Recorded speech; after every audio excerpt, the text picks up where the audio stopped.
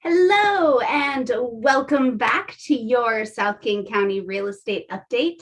Today is March 11th, 2022, and my name is Sarah Eggleston with Stone Egg Realty at John L. Scott, and I am back to deliver your real estate news for the South King County area. I'll go ahead and get jumped into the slides. So as I said before, this is March 11th, and this is your South King County real estate update. And what happened this week? Last weekend, I had some clients that they had messaged me about possibly searching for a home. They're living out of state currently. So she grew up here and they want to move back home.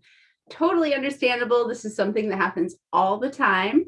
And they're still living in California, but they want to move back to Washington State. They were planning on waiting a little bit longer. They had some financial stuff that was going to happen, but then a condo property, well, actually, it looked like a condo. Technically, it was residential property popped up in their best friend's neighborhood.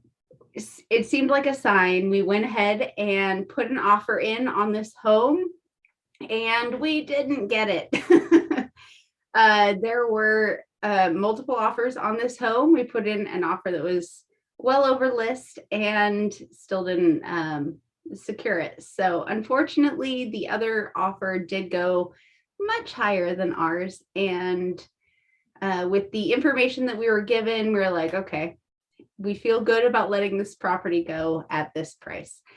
But since they were already pre-approved, they decided to keep looking, and I went down to Fife yesterday and did a virtual tour for a home that they were interested in. So if you're an out-of-state person that is looking to, or somebody who's looking to purchase in another state than you currently reside, one thing that it has become really common in the industry since the pandemic hit, Zoom or Facebook Messenger video chat, FaceTime showings. Like, these virtual showings have become a standard in the industry, whether it's because people are concerned about disease, maybe they got positive coronavirus and can't go out in public, or they live in another state, or they're busy at work, any number of reasons.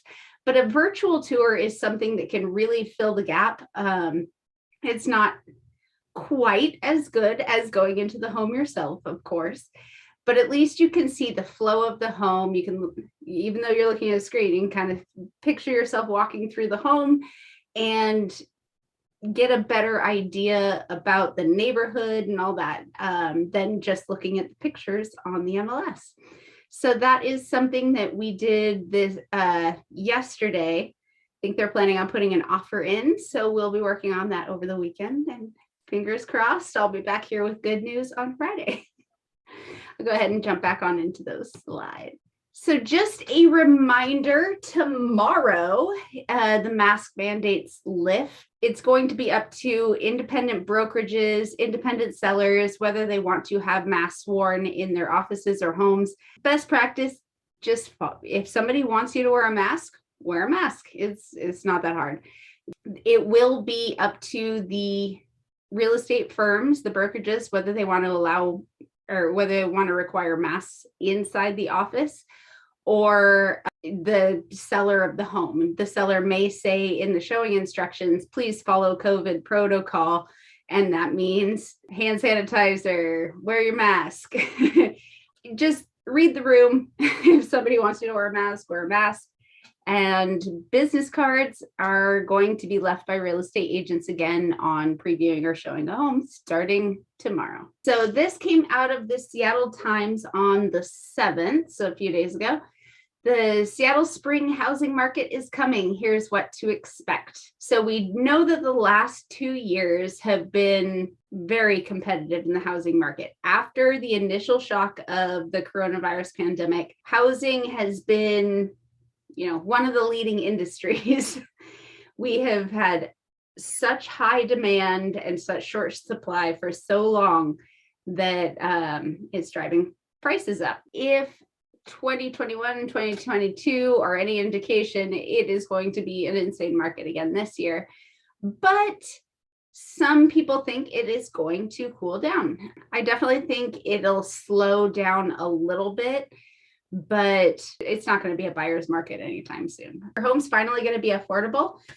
Not exactly. So the median home price in King County last month for single family homes was up 10.7% compared to January.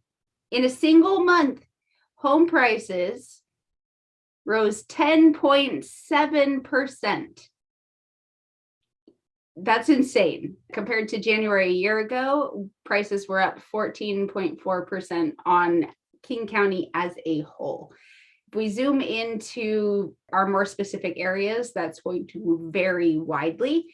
There's a lot of places, especially in the south end here of King County, that are well above this 14.4% price increase year over year. Rates are headed up. There's new housing construction that's being completed, and people are expecting those things to kind of temper the buyer demand. If there's a little bit more inventory available with the new construction and the prices are a little bit higher for monthly payments because of the mortgage rates, that'll like dampen down the market just a little bit. Mark Fleming, chief economist for First American Financial, said, "What goes up must eventually moderate," last month. Here is the home price activity for King County. Here you can see this January to February jump. This is median sales price. So we came up a little bit and then sharp turn to the north from January to February. This month-to-month price increase is just insane. You can see it hasn't been quite as extreme on the direction turn in other counties in our area, but King County, there was definitely a little bit of a shock factor there for many people involved. There's a lot of economists who have weighed in on this topic, and several of them all agree that they expect home prices to still increase, but at a much slower rate. There's some year over year increases that we've talked about in the prior months that are reaching 24, 25%. And that is not a sustainable growth rate. So we will see a slowing of appreciation, but not a decrease for the vast majority of areas. And there's been a lot of buyers that have just been frustrated, and they put in several offers and they keep getting rejected. And that is exhausting. It really is. You get your hopes up, and it's an emotional roller coaster on top of all the time involved touring all these homes and everything. So some people get so far into it and they're like, you know what? I need a break. I've been doing this every weekend for the past several months. I need a break. I think that has been happening a little bit more. That we've seen that for the past year, people pop out and pop back into the market of just, I'm exhausted, and then pop back in a few months later after they are feeling energized again. But even with the slowing of bidding wars that we've seen in the past month or so, affordability will be a challenge. They said the housing costs will likely rise faster than household incomes. Nationally, the average mortgage payment has climbed along with the house prices and now takes up to 26% of median household income. This is the worst affordability since 2008. Interest rate hikes are coming. So this is more bad news for affordability looking forward.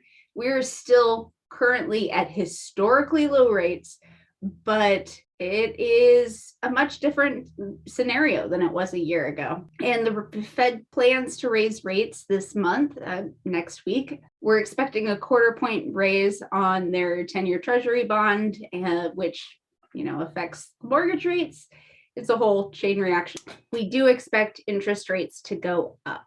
That is going to increase the competition for homes, especially at the lower end, because people want to lock in the rates now. They want to lock in today's rates because they know tomorrow's rates are going to be worse. The higher the rates go, the less they're going to be able to afford. So it'll push some people at the bottom of the market out of the market for affordability.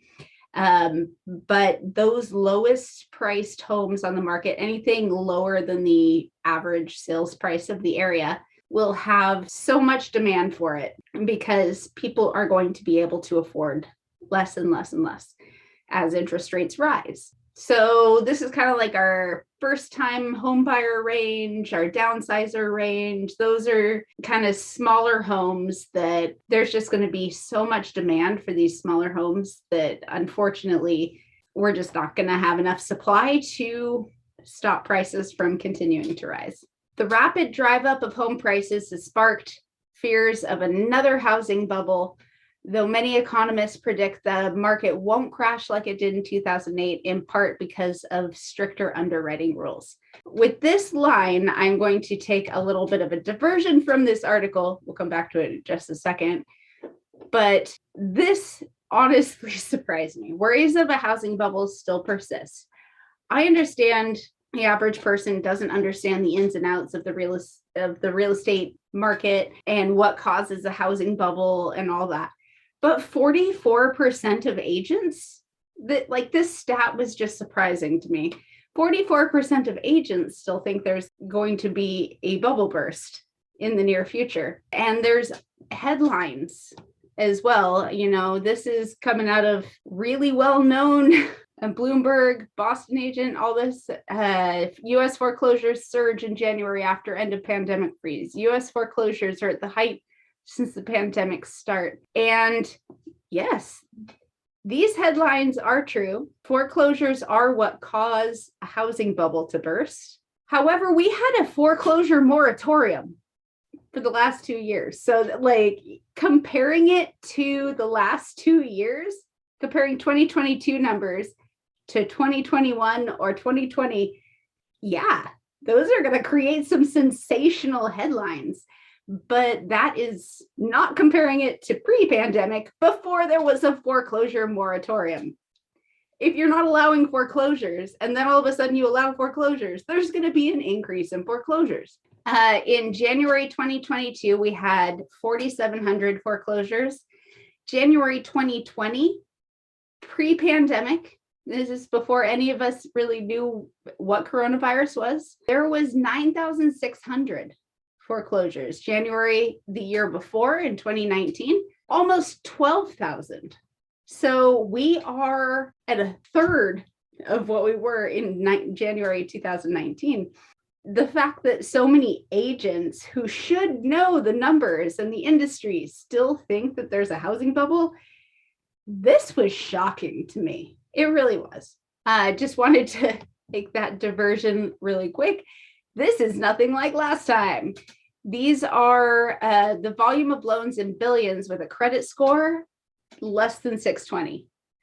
So 2003 to 2007, these are before restrictions went in place about, there's a lot more restrictions now on home loans than there were 2007 and before. You know, foreclosures are people that can't pay their mortgage.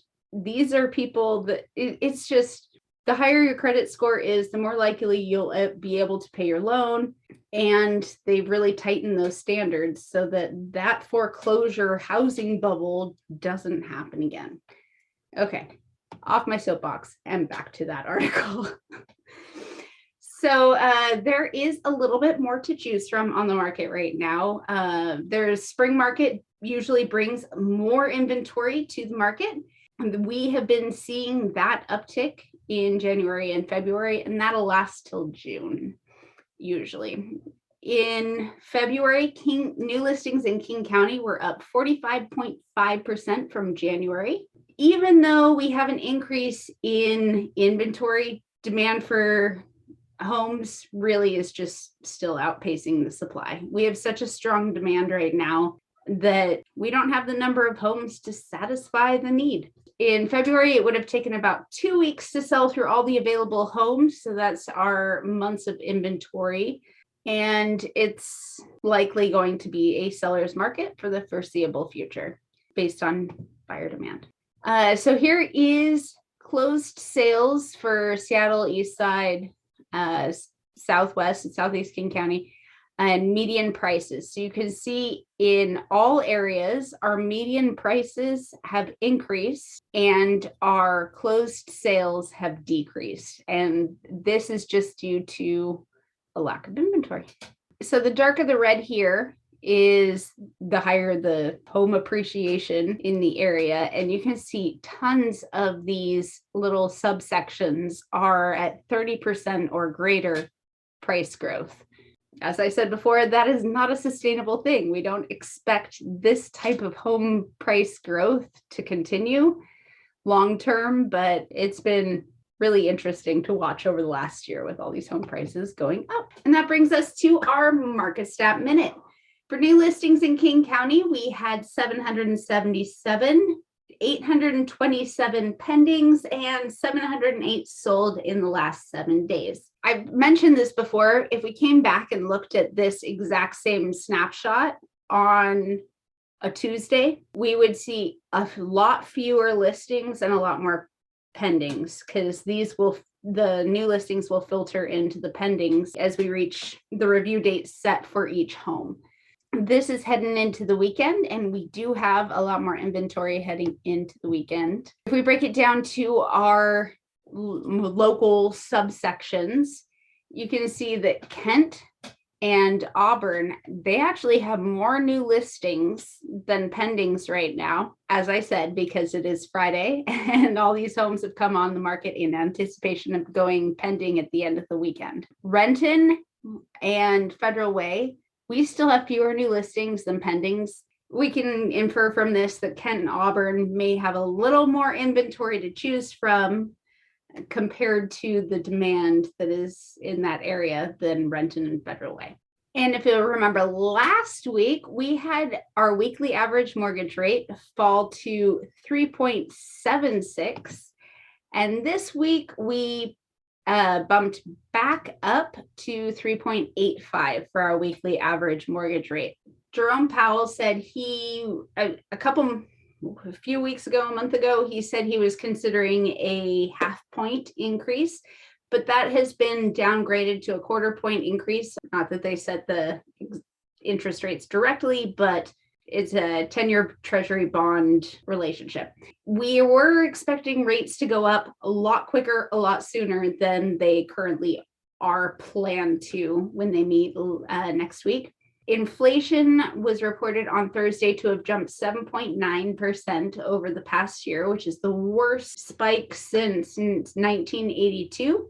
Russia's war on Ukraine has not been taken into effect, and how it affects oil and gas prices and all that. So I think we can expect the inflation costs to look a little bit worse on the next time they release the stat. And if we bring it to today's interest rates, oh my goodness, we're at 4.29%. So you can see that we have jumped up pretty significantly from the beginning of March on this graph here.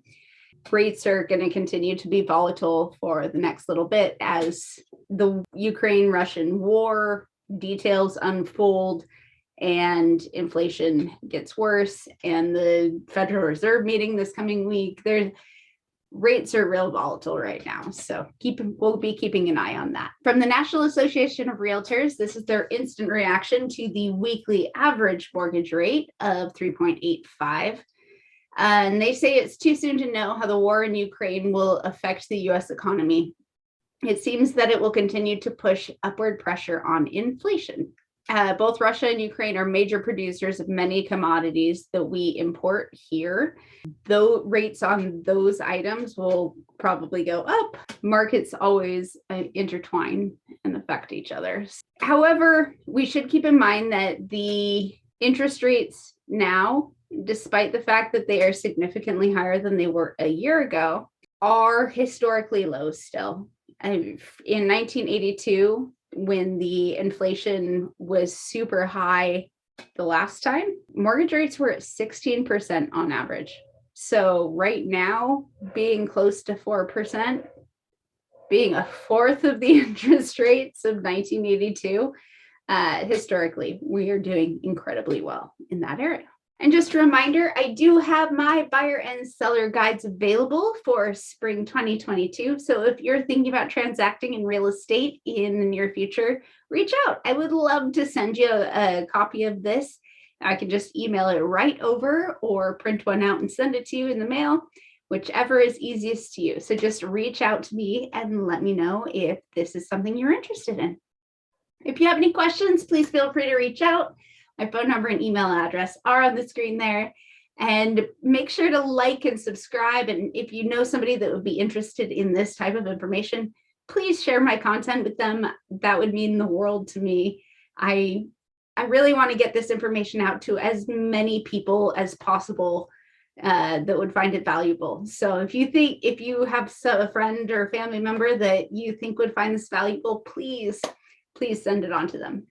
Thank you so much for joining me. I will be back here next week at 3 p.m. with your South King County real estate update. Until then, Sarah Eggleston with Stone Egg Realty at John L. Scott signing off. Have a great week, everyone.